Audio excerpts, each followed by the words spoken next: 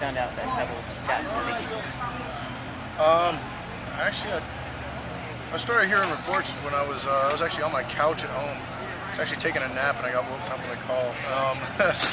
But as far as where I was when it was official, I'm not exactly sure. I was probably here.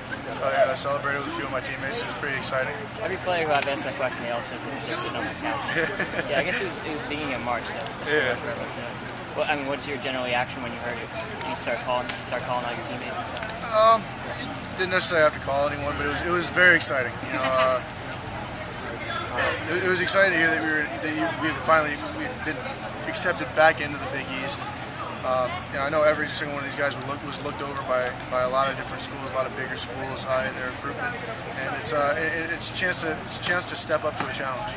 Are you familiar with some of the problems with the team were when they got kicked out in 2001?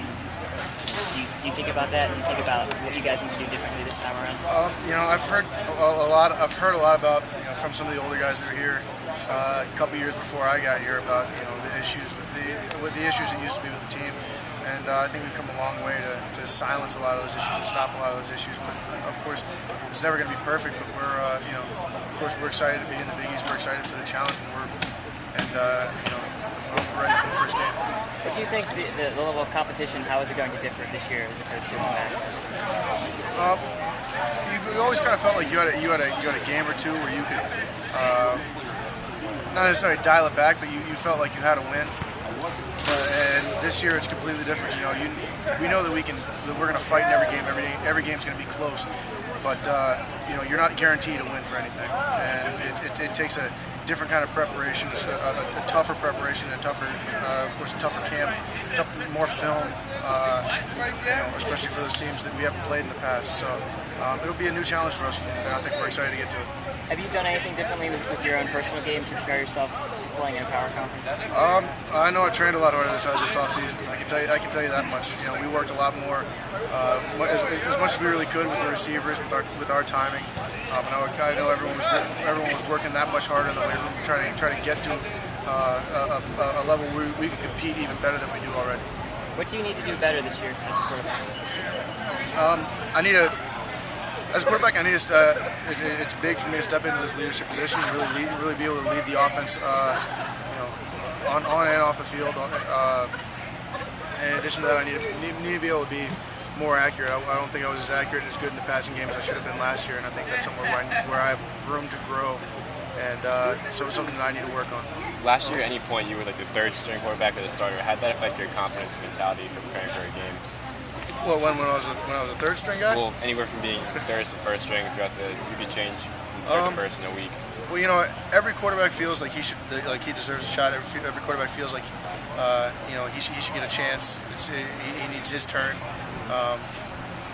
and you always feel like you're the best quarterback on the roster. You're always going to feel that way as a quarterback. But I've been told ever since I got here to prepare as if you're a starter, and that's what I've tried to do ever since I've been here, is to prepare for a game, to be ready to go in and start. As if I was going to be able to play the rest of the game, and I think that really helped me, keeping that mentality as I went into that Ohio game, to be able to just carry it on, carry that mentality onto the field, and have some success.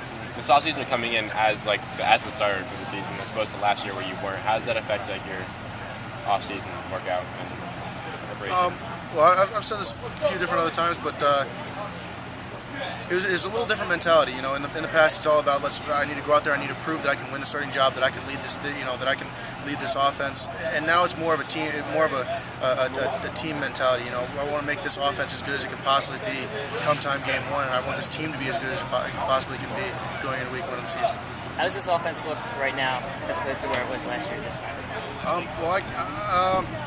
I think we're a little bit further along. Last year it was a brand new offense for us.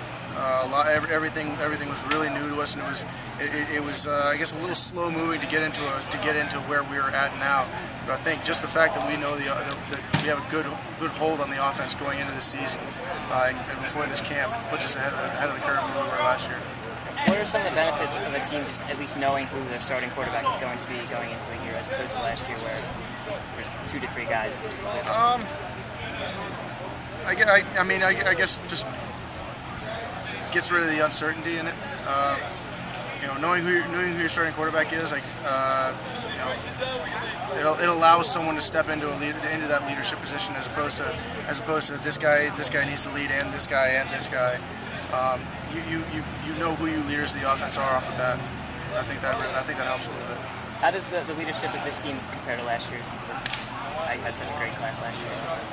It was a great class last year. We had a lot of great senior leaders, and it's it was probably a little tough at first, having everyone step into those leadership positions, and we have a long way to go with that. But I feel pretty decent about where we're at right now with our leadership.